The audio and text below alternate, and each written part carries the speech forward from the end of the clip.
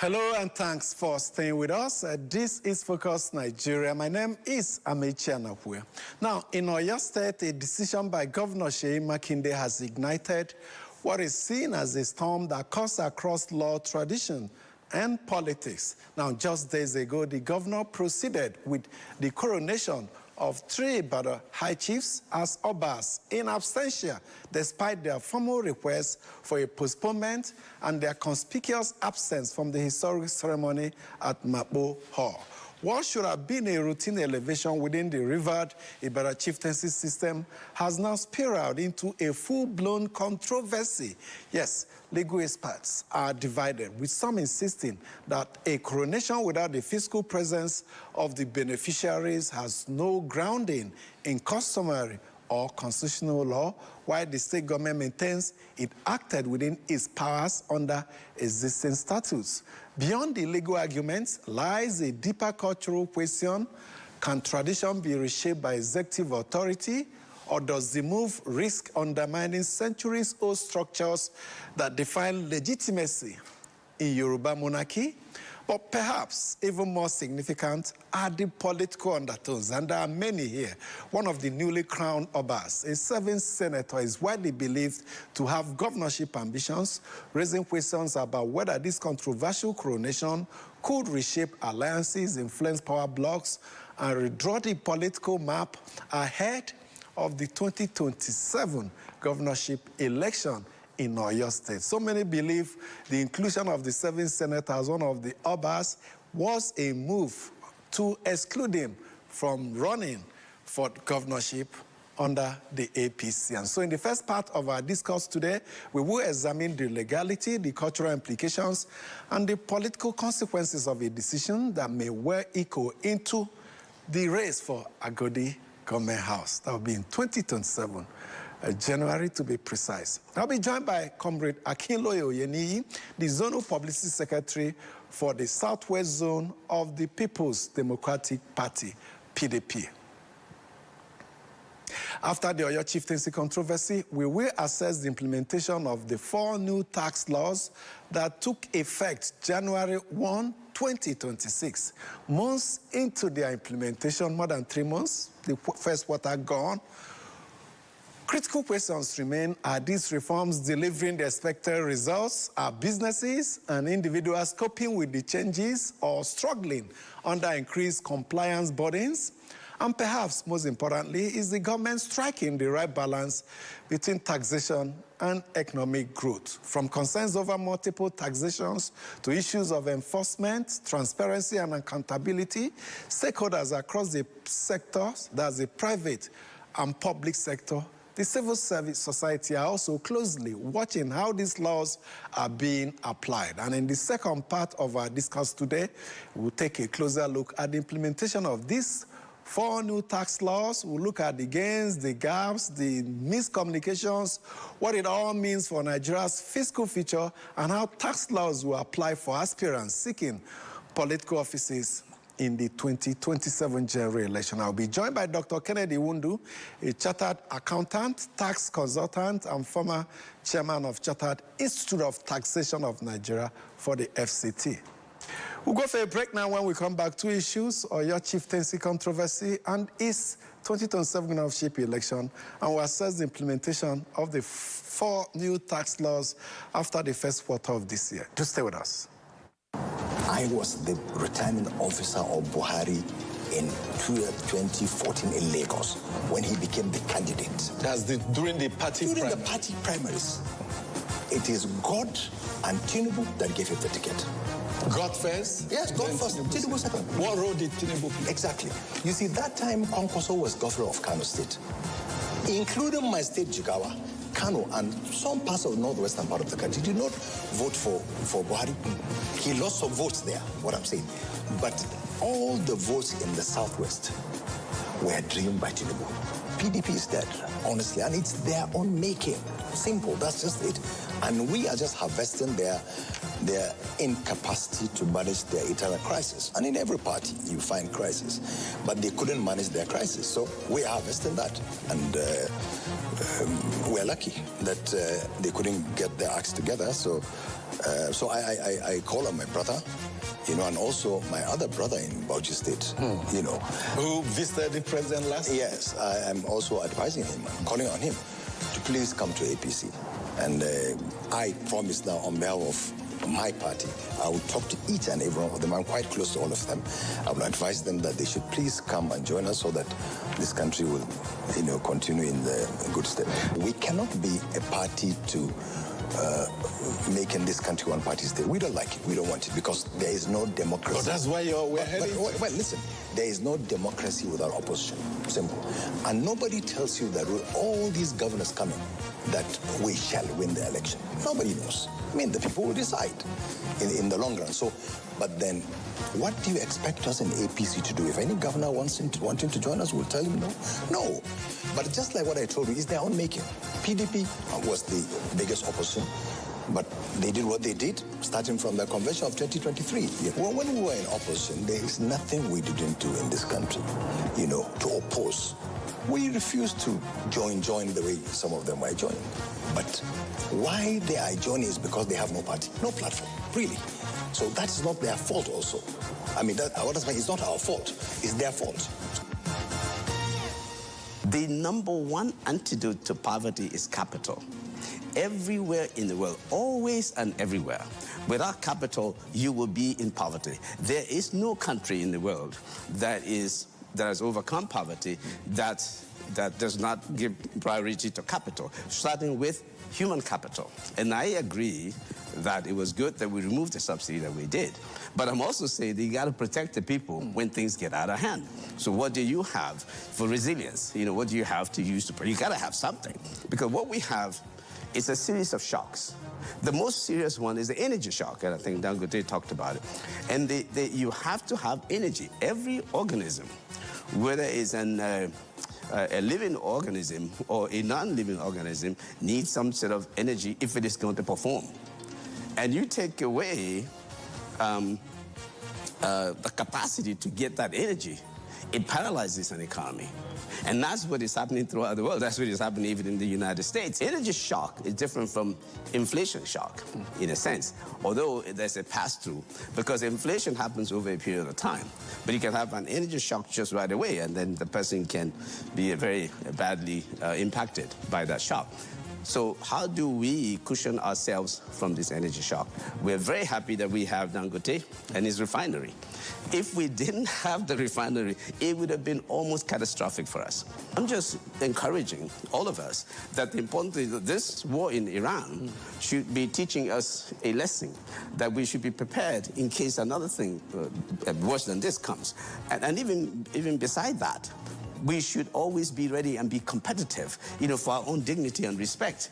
You want to say you're from Nigeria wherever you go, and people say, oh, that place where they produce Innocent Car, where they produce Nod, where they produce all these things. We want to be able to do that.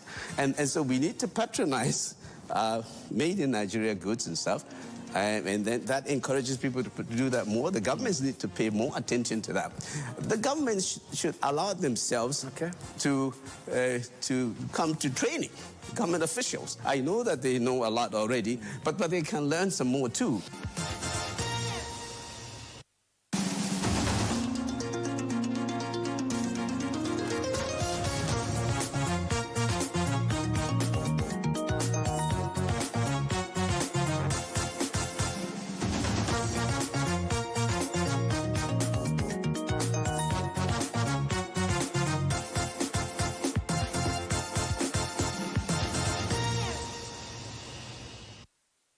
Thank you so much for staying with us. My first guest is here, Akinloye Oyeniyi.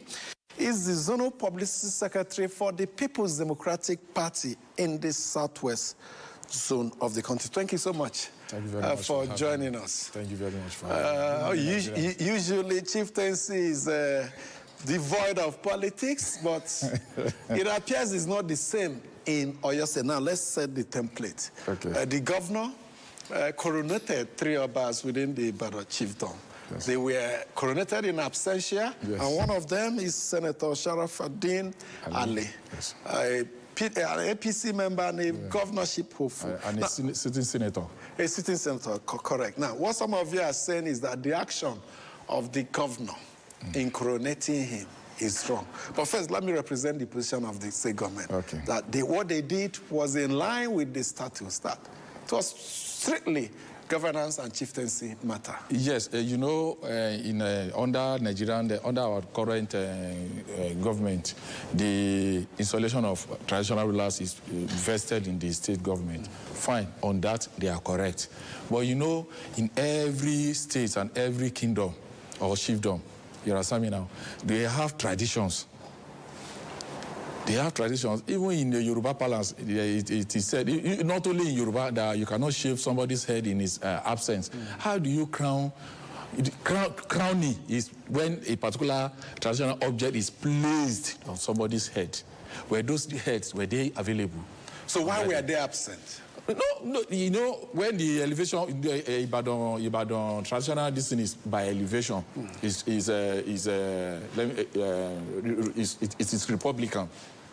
Unlike other Yoruba kingdom, Ibadan is Republican, so it is by elevation. Where all these positions became vacant, these people, including the Olubadan, have been writing to the state government. They didn't budge. To effect the coronation? To effect the coronation. Of those that are deserving? Yes, but for months, more than a year or 2 years, nothing was done. Nothing was done. But recently, when there's a news that one of them, which is Senator Sharaf Ali, is going to become through consensus, is going to become the APC gubernatorial candidate in Oyo State. Bam. The government now went into overdrive.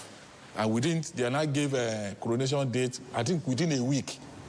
A week notice? A week you notice. Think it's not even, no. There are traditions. Even that Ibadan is Republican, there are traditions. The first phase for those people to, okay, you want to coronate, the first phase of the installation is to go to Olubadan Palace for prayer. And this is not ordinary prayer. Was that carried out? It was not done. The Olubadan was not around. The Olubadan was supposed to grace that occasion? Not even to grace. Before that occasion, there are some rites that are supposed to be performed by those people at the Olubadan Palace. It was not performed. Then at the occasion, Olubadan was supposed to be there. Then after the occasion, those people, the three of them, will go back to their ancestral homes in Ibadan. There's what is called Toju Eke, that's when you throw Eke. And then after the installation, they will go all of, including Olubadan. The day Olubadan will be crowned, Olubadan will go back to his house, to his ancestral before he will come back to the Olubadan Palace. So there is what you're saying, there's a divergence of tradition from the statutory legal action taken by the state government. Those things were not done. The government did what is in the Gazette, just what is the official, just did the official side, and all the traditional side were left undone. Does the statutory actions not supersede the traditional right? No. Why can't they pick me as one of the kings if it will supersede the traditional? Because their name, their elevation, being from Magaji to that position, because it has been traditional. So you will have to finish it with traditionally. So I'm wondering, why is it only Senator Ali that was absent? Or no, three of them. So why would three beneficiaries of a chieftaincy be absent on the day they were coronated? It is in even the law, the current Ibadan declaration that was done, although it was illegally done. The amendment supposed to come through the Olubadan Council. The amendment did not come from Olubadan Council. It was done by the governor by himself. Nobody even knew. It was when Olakunleyin died that people knew at the new coronation that the law, Ibadan law, has been tampered with. And there, you said law tampered with? Yes, it was amended, not by the public. It was not. The amendment was not done by didn't come from the. The proposal will have to come from the council. Yes. It didn't come from Ibadan Chieftaincy Council. It came from the government house. It was done in the government house. It was signed by the governor. And passed through the State House of Assembly. I'm a legislative consultant. I didn't hear. No, because ordinarily law will not come into effect. Either enactment or amendment if it does not pass through the constitutionally required processes. People heard later. It was only one of the occasions. I think it was the installation of the new Olubadan that they heard there. There are some laws that people don't really take notice of. We have seen it even at the federal legislation. Within 2 days, laws are passed and signed by the president. And the Ibadan chiefs themselves, the beneficiary or the victim, you understand me now, we now know about the law. It's not done now. I said we got to know about that law during, I think, installation. It was when the Olakuleyin So what changes were made? That they changed. I think one of the sections of the law was changed. If you, it was done against this president of Ladoja, that if you do not take a particular position, a particular elevation, you cannot become Olubadan. They will take the person that is next to you. That's if the person that is the principal actor is deemed not qualified in any way. Yes. The next in line. If you did not take a particular position, you cannot become Olubadan. If you refuse to be crowned, you cannot become Olubadan. It was done against this president of Ladoja. You know, he took the last governor to court on that. So it was done because of him, so as for him to take the crown. Before he now eventually became Ibadan. So, but the president was persuaded by his subject and the other people, just take it. Also, reluctantly, he took the crown. He was crowned before eventually the last Olubadan passed that he now became. So you think that's what many others are thinking, that this is a political move to stop Senator Ali from. It is. I'm from Oyo State. I'm from where it is. So justify this assertion. No, it is just because to stop him from becoming an APC candidate. And that does not even stop it. I think they didn't, because they don't have, if they have thought about it critically, they will know, even if you are Olubadan himself can even become a governor. Because Section 177 is different from Ibadan chieftaincy law. And we have Section 177, we have Section 187. We also have Section 85 of the Electoral Act, which says no any other criteria. So what you're thinking is that the move by the state government was to coronate Senator Ali was so he will not become make him unqualified to become the governor without knowing that will not stop him. So all the effort is in futility now. If the man want to, as they have crowned him, want to be answering the name king, he will be king. He'll be wearing his crown. He will be in government house. That's what they don't know. That will be wearing two caps. No, it just, in the last, in our last constitution, I think under the parliamentary system, Oba Adesoja Aderemi was the governor of Western region. He was the Oni of Ife then. He was the Oni of Ife. He was the Is it not when chiefs were part of the regional assemblies? Yes. That was the law then, and the current law now did not even forbid. That was a different constitution. No, this is another constitution. That's why I'm quoting Section 177 and 187. What does it say? That it is only when you are in Nigeria, you are being sponsored by a political party, you have this, you have that. One of them did not say if you are an Oba or if you are... No. Even the Court of Appeal, and I don't know whether the matter got to the Supreme Court, that even public servants can become a partisan. Yes. No, it went through. The law went through. It's not a case law in Nigeria, so they can. That's why you see civil servants participating in the electoral. Now they now say if you want to participate, they give a particular month that you have to resign before you can contest for the primary or for the position. It was when the law. Now it appears the APC has zeroed in, though it's been initially controversial on Senator Ali. Yes. Recently, a meeting was held in Lagos. Lady Ajimobi appeared to be indeed trying to get all the aspirants under one table, settling for Senator Ali. There were also reports that the presidency may have also endorsed him. But that has not stopped some internal dissent. Yeah, people are still. I'm not in their party, but this is what, as we are hearing it, is the way we are hearing it, and we are also hearing that some of the aspirants, they are actually zeroed in on him, but there are systems that are contesting.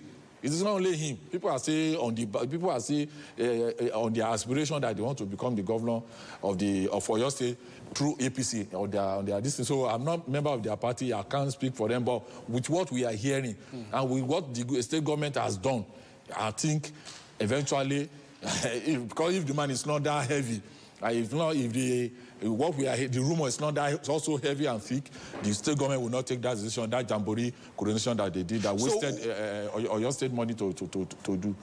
Reports are suggesting up to 1.5 billion unverified reports. I didn't know you heard. That was what we heard. We should not forget that not quite long a lot of billions of naira was spent on their group, Turaki group convention that the association convention that they did about that they called PDP Carnival, PDP convention. So those ones I think it is a state that we have a viable state assembly that knows its responsibility. Those two events are supposed to be probed. And I think, yes, we will call on the next government. Whoever, whether PDP is producing the next governor or APC is producing... But you also had your own convention. Should the authorities also probe the funding of your own convention? If they want to probe, I contributed money now. How many personally? Yes. I contributed. So you have a war chest? No, don't I work? How much did I contribute? How much did I brought people from a constituency. You understand me now? So how many people I'm from? So one will ask, you're in PDP, but yes, you appear to be interested in APC affairs within all your governors. No, my problem there, I'm also from a royal family, and I'm from Oyo State. So you have a stake? I have a stake now. It's not my state money. It's our collective money now. So I have a stake. I'm a stakeholder in Oyo State, so being a zonal province secretary of PDP, and I'm from Oyo State, when it comes to issue of zonal hierarchy in Oyo State, I'm the #1 PDP person from the zone. That's the zonal ESCO. The highest rank? The highest rank in the zone from Oyo State. PDP yes, and PDP's architecture. Yes. You understand me now? And I'm from Oyo State. So it is also my money. It is my money. That money can provide in my village. We don't have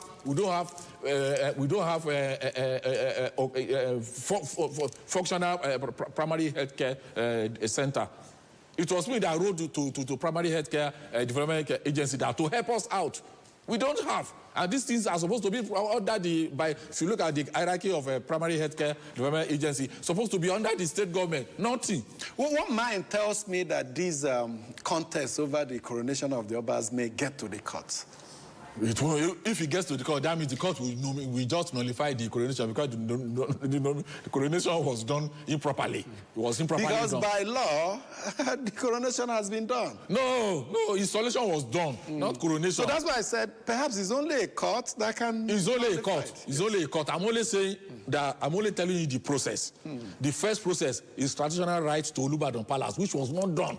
Then before they will go to that venue, Mapo Hall, then from Mapo, they will move. They can't go to anywhere. They will go straight to the ancestral home to go and throw Eke.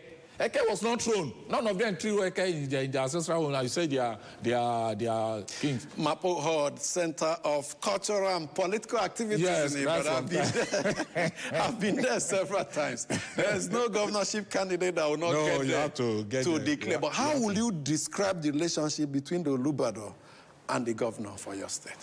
Personal relationship, I don't know. I don't think that's what you can see. But with what has happened, you know, when you want to do something, say what I want to do, and they sideline the Palace of Olubadan.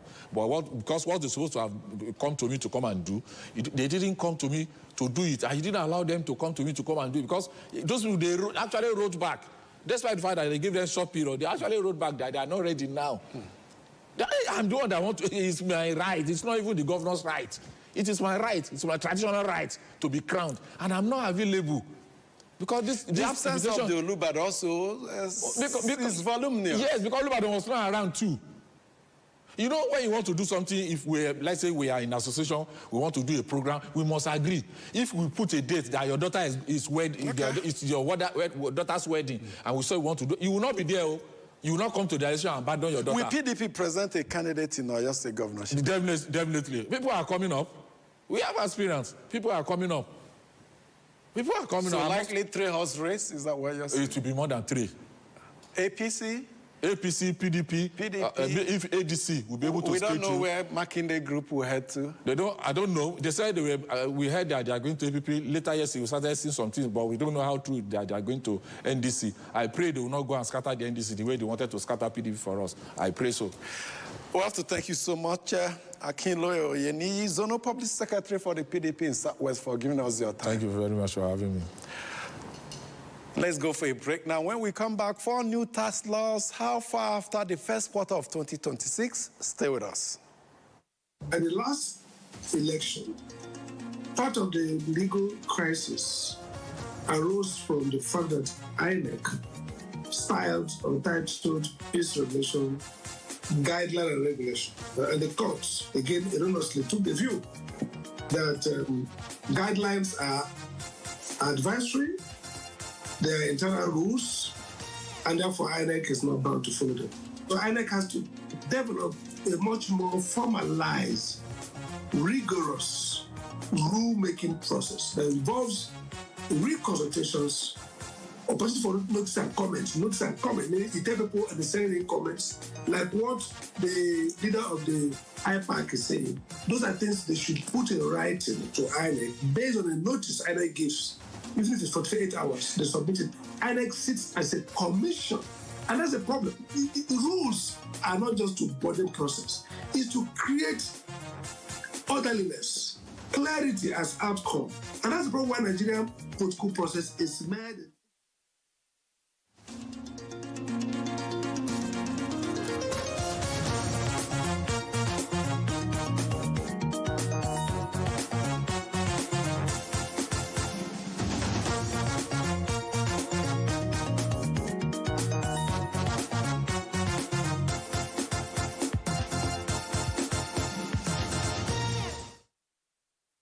Thank you so much for staying with us. Let's launch straight into the second segment of our discuss today. 4 new tax laws, very controversial, right from the life of the bill in the National Assembly. It took such a long time, negotiations, strategy, and all that. They came into being 1st January 2026, and after the first quarter, it presents an opportunity to assess and examine the level of implementation. Joining me to do that is Dr. Kennedy Iwundu, former chairman, Chartered Institute of Taxation of Nigeria, for FCT, a chartered accountant and a forensic auditor and accountant. Thank you so much for joining us today. Thank you for having me. First, let's start with this question. Just by early January, a lot of people were waiting for the Federal Nigerian Revenue Service. I wanted to say federal. have been left behind. The Nigerian Revenue Service to issue implementation guideline for these tax laws. Have we seen it after 3 months? There was no any implementation guideline, probably because of the controversy over the particular version of the gazetted copy is right or wrong. So by right, we're supposed to have implementation guideline even 3 months before the implementation of the law, because the president signed that law around June 2025. At the end of the day, we have about 6 months. 6 months is enough for the moratorium, for people to get appointed. Yeah, because we have a tax policy that says that once a new law is in place, people should be given at least 90 days, 3 months to study the law. So we expected the revenue authorities, both at the federal level and at various state level, to come up with implementation guidelines. So we didn't see any implementation guidelines. But what we suspected is that probably because of the controversy over the particular version of the gazetted copy is right or wrong. So maybe revenue authorities find it very difficult to come up with the I thought it's been put to rest. Yeah, it's been put to rest. If it's put to rest, we should expect implementation guideline. It's been put to rest, so we expect them to come up with the implementation guideline. But again, we consultants have been conducting technical sessions here and there, and on your own, and also be able to advise our clients and the taxpayers on the best way to go to avoid penalties and sanctions. So that would be very vague. It's like grouping in the dark, looking for the signpost to hold on to. One tax consultant may interpret it this way, another may also interpret it the other way. In the absence of implementation guideline. Yeah, but the law is straightforward, and it will tell you that the ignorance of a law is not an excuse. When you read the provisions of the law, they are straightforward. The implementation guideline is just to strengthen those gray areas, exactly, to clarify certain contestations and certain technical issues. However, once implementation has started, they have started. So, but we still expect the revenue authority to come up with the implementation guideline, especially at the state level and even at the federal level. Okay, how will you assess the implementation during the first quarter? Yeah, the implementation is going on well, but there's nothing too ordinary from what we had before. Because still many Nigerians failed to file returns on or before 31st of March. You know, the law is very, very clear. The law says the employer file returns for your employees, especially in Section 14, Subsection 1. The Section 14, Subsection 1 of the Nigerian Tax Administration Act made it very clear. Employers should file returns on or before 31st January, money paid to the employees. And also 31st January of every year? Of every year. Then the law went further in the same Section 14, Subsection 3, to say, employee, you go and file your returns. So, for example, you are working in AIT. The law under Section 14, Subsection 1, mandated AIT should file returns of all staff, including your own, on all the money paid to you and other staff on or before 31st January. Then after that, the law also says you as a person should also file your own returns. And in your returns, you should state what AIT is paying you as employment income and other sources. So you can see the... If I'm multi-tax, the money I earn elsewhere, I must yeah, that is what I'm saying. Declare them. Exactly. So in my own filing. In your own filing. So the law provided two separate filings. One, AIT should file returns on or before 31st January on what you and other staff earn. Then the law also came to Section 14, Subsection 3 to say, you, Amechi Anakwe, file your own returns. Other staff file your own returns. That's for those under employment, paid employment. Yeah. What about those on the other side? Everybody is supposed to... If your... I just shared footages of market saying that woman selling garri there should be filing returns? The law said that everybody should file returns, including those exempted from paying tax. Yes. That's a... The law says all taxable individuals file returns. Include even if you are earning... So every adult Nigerian must file returns? Yes, even if you are earning 70,000 minimum wage, the law says you are not supposed to pay tax, but the law says file returns. From your investigations and from what I have seen, are people complying? The number of statistically, the compliance is very low. Compliance is very low because this orientation is not deep down in the heart of the people. It's not even understood. Yes, many people fail to file returns, and that's the reality.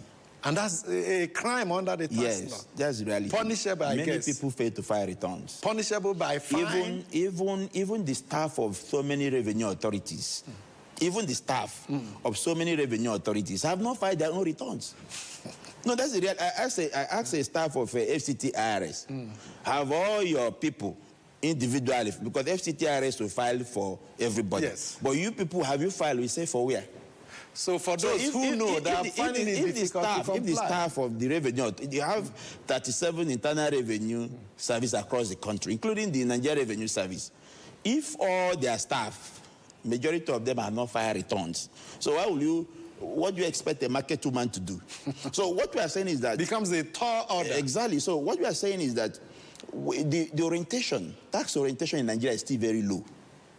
So government need to put up an effort. It's not a matter of compulsion. It's not a matter of arresting people. It's not a matter of jailing people. Government need to put up an effort on orientation, on education, and let people know the reason why they should file their returns. So rather than prioritizing enforcement, they should concentrate on education and enlightenment. And orientation. Let me give you an example now.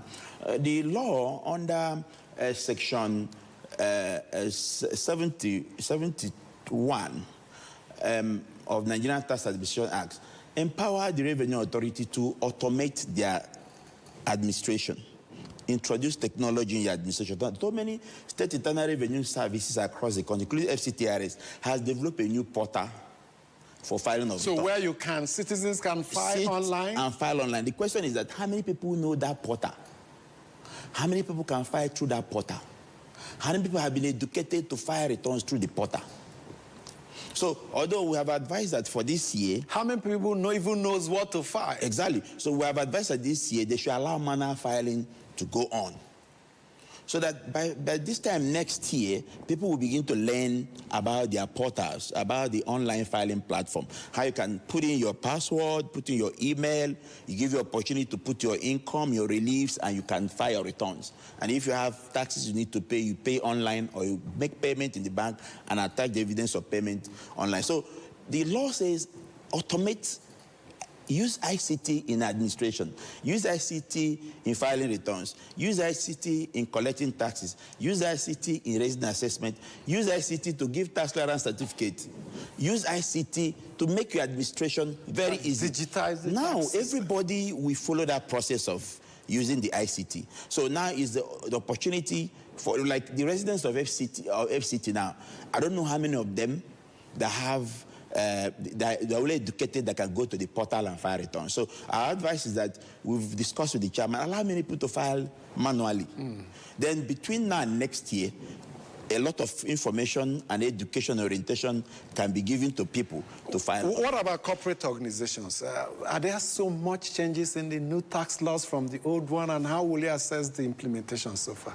No, the corporate organization, there's not much changes. The corporate organization, just as I said, is expected to file returns of their employees on or before. Yeah, different from employees, end-of-year accounts and all that. No. End-of-year accounts, they have no business with the Revenue Authority in end-of-year accounts. I think where they not need to report is the Office of Accountant General and do their report. But in terms of taxes, what they need to do is to file returns on the employees they have employed. Is it not the Revenue Service that administers the company income tax?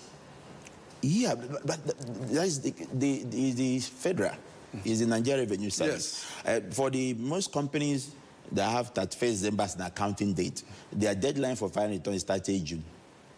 So for companies, majority of companies in Nigeria have an accounting date of 31st December. So their returns are filed by on or before 30th June. So for many companies, the deadline is yet to come. The deadline is yet to come for companies. But we also advise our clients, come earlier and file your returns. Well, you know, Nigeria will have this 11-hour approach. The fire brigade. Few days to that 30th June, you see a lot of people bringing documents to file that. Just like what happened last week or last 2 weeks. We are few days to 31st March. A lot of people were throwing. Well, some states have extended. Yes, even FCT too. Lagos, FCT, yes. and FCT extended the deadline to 30th April. And some people will still relax. On that 30th April, you see them rushing in to file their returns. That is the nature of Nigeria. So what are these, where does this new tax law impact on political aspirants?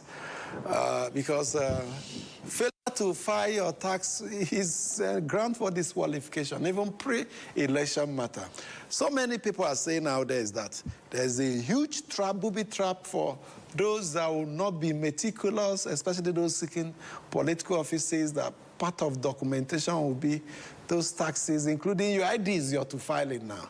Yeah, the tax clearance certificate is a legal thing.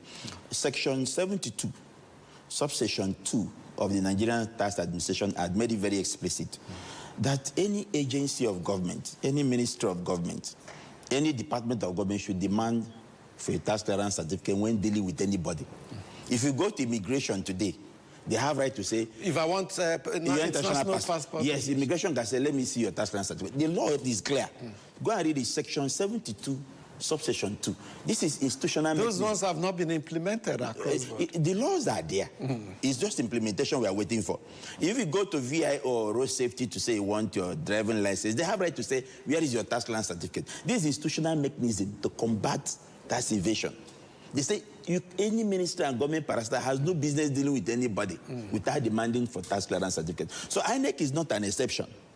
INEC cannot say it's not mandatory that aspirants should not bring tax clearance certificate because they are agency of government. They can include that in their guidelines and rules for the conduct of election. Of course. And now, if you're a politician and you want to contest for election, the best thing for you is to go and file your returns and get your tax clearance certificate. Now, when you are filing your returns, in the new portal, you'll be asked to get your name, you are going to get your BVN, and you'll be registered. And you have to declare your income. The Revenue Authority has power. They ask for BVN. Yes, you. So with that, those that earn big money will not escape the tax. Of course, if you are interested to contest election, if you earn billions, you pay tax in billions. This new law is about taxation of high net worth individual. The president made it clear that they don't want to bother the low-income earners. So it's targeted at the big men. Yes, the president made it clear that they don't want to bother the low-income earners. They don't want to bother the small companies. They are looking for big companies. They are looking for big people who earn billions of naira, millions of naira. They are the one that will be coming out to, just like somebody posted in social media. How can somebody declare his income as 2 billion naira as a politician, while his billboard alone is about 50 million? As a politician, you use 50 million to construct a billboard. Why you go to the Revenue Authority and declare your income is 2 million? It is not good. A country you want to be a leader, you must show example. A country you want to lead, either as a senator, as a governor, as a president, as a House of Rep member, as a local government chairman, show example by paying your tax. Even during, I think the first time Trump ran for presidency, his tax clearance certificate was an issue. They say he avoided tax and didn't evade it. So he was let off the hook. So it tells us that tax is a major issue when it comes to politics, even in the US, and it should also apply here. Absolutely. If you want to avoid it, it must be legal. Avoidance must be legal. I'll give you an example. Your company can pay you millions in terms of dividend and deduct 10%. If I'm a shareholder. Yes. Pay you millions and billions and deduct 10%. The law says income received in form of dividends, frank investment income is final. So I may have a company today and discover that the company makes 10 billion. And if I take that money direct, I'm going to pay so much tax. So what do? I go and have a board resolution and say, let's pay out this profit in dividend. Declare it as profit. As dividend. So when you declare it as dividend and 10% is applied as withholding tax, the law says it's a frank investment income. No double taxation. You can see. So at the end of this, you me to pay at that high rate of 25%. I end up paying 10%. So when you catch me, I say, I receive a dividend income, withholding taxes have been deducted. And the law says... So that's tax avoidance. You have to So that's what you consultants do. You've just let out one secret. That's why you know how to avoid tax without evading. And there's so much other gimmicks. It must be done legally. Yes. The law has provided platforms of taxation. Taxation is not a product of sentiment. It's not a product of discretion. The laws have provided rules and regulations how to go about it. So you like somebody that wants to set up a business, you can decide to say, we bring 10 to 20 people together. We don't need a company to run a farm. You set up a cooperative society. Yes. They're not taxable. Cooperative. Yes. You can have 10... Just like non-profit You have 20, 30 people come together. And they are farmers. They say they want to have farmers cooperative society. All incomes will not be taxed. Not taxed. But if you go and set up an intellectual company, you'll be taxed. Now, in the new law now, if you set up an agricultural company, the government say you will not be taxed for the next 5 years for startups. So now Nigerians can take advantage of that to set up... And introduce agriculture into their businesses. Exactly. If they say anything in agriculture, exemption. No, also in the part of income and your receipt, your payment. So if by going to agriculture, I can make billions of naira in the next 5 years, I won't pay tax. I will not pay, the company will not pay tax. And when the company makes profit, I can declare the board can declare dividend and pay me, deduct tax. It's final. Any tax avoidance must be legal. When you do it's different from tax evasion. Yes, that's illegal. It's illegal. And it's a crime. It's a crime. So what is important? That was the argument of Trump, that he only avoided tax. Yeah, it wasn't illegal. Trump has tax consultants that know what they're doing, and they were able to defend him. They were able to defend everything. So the ability for you to pay taxes and defend the taxes you paid makes you have good tax consultants. Because it's not about getting income and paying taxes. You are going to pay taxes based on profits, based on income, based on the provisions of the law. And the law has exempted so many things from taxes. The law has given reliefs. The law has provided everything. So you can rely on those reliefs, those exemptions, and make it easier for you. So looking at what we have seen with the implementation, the 4 new tax laws, no law is cast in stone. Are there areas you already feel that could be amended, areas that are facing hiccups here and the area that have presented so much gray areas that you think we can tweak? Yeah, or has it been so far so good? No, it can't be perfect. No law is perfect. Absolutely. Even as we are going, we expect amendments here and there. So no law is perfect. There are some areas we've listed that moving forward we can send them in for amendment or maybe for a way for government to look at it very well. So like we know that low-income earners, the law has exempted low-income earners for minimum wage. But the reality of the whole thing is that what is minimum wage? Minimum wage is only 70,000 and below. So what will 70,000 do for people? So we expect the tax law to take it up in a way where you can take it up to 100 or even 200,000 so that you exempt so many people. But that's earning 200,000 per month? Per month or 150,000. That's over 2 million per year? Exactly, because today there's nothing... That's 2.4 million. There's nothing 70,000 can do for you. Inflation has... Exactly. So it should be adjusted upwards. Yes, and again, you know the implication. If you earn 70,000 minimum wage, you're expected to file your returns. And if you don't file your returns, your penalty is 100,000 for the first month you file, and subsequently 50,000. That's a funny one. So the question is that if somebody that is earning 70,000 fails to file returns, they only get 100,000 to pay penalty. So at the end of the day, but again, so it's too harsh on that the side. penalty, or the reason why they made it so is that they want you to know that it is very important to file returns. There's a heavy price. Yes, for not filing returns. And again, penalty is a flat rate for everybody. Even if it's Dangote that failed to file returns, he paid that 100,000. 100,000. A poor man that it's not progressive. It's not progressive. So in terms of be progressive. No, progressive nature of it can come if there's interest on the amount you're supposed to pay. If there's interest on the amount you're supposed to pay, for example, if you fail to pay your tax in time, you pay an interest of 27%. On that amount you are failed to pay. So if you are paying billions, of course 27% will be higher.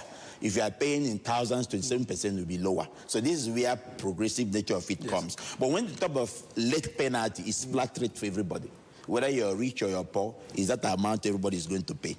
You understand the point I'm making? I do. So that is it. So these are some of the areas we want the law to touch about it. We're also looking at other areas that we are looking at in terms of the State Internal Revenue Service and the federal. They have said they should work together. But again, the harmony has not been fully defined, like the states too collect all those revenues. I know that the State Joint Revenue Board have been asked to stop collecting certain taxes.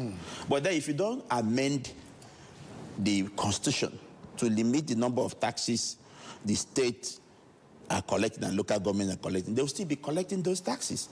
The Joint Revenue Board has been instructed to come together and reduce the number of taxes. Because taxes to be collected by each tier of government is clearly spelled out in the Constitution. Exactly. So if you tell Joint Revenue Board, go and meet and reduce the number of taxes to collect, it may not be effective.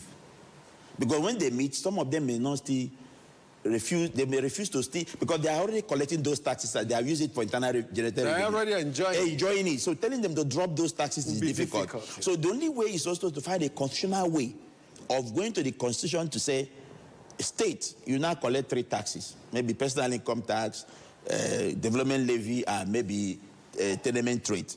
Local government collect 2 taxes, development levy and that. So if you don't do that and you are relying on the the Joint Revenue Board will do their best, but still it may not be as effective as the constitutional provision. I think we have to leave it here. I think you have x-rayed the implementation for individuals, for organizations, and more importantly, what we should do going forward and rules for the different tiers of government. Dr. Kennedy Iwundu, former chairman, Chartered Institute of Taxation of Nigeria for FCT. Thank you so much. Thank you for having me. Thank you very much. Thank you also for being part of it. My name is Amechi Anapue. Have a good time.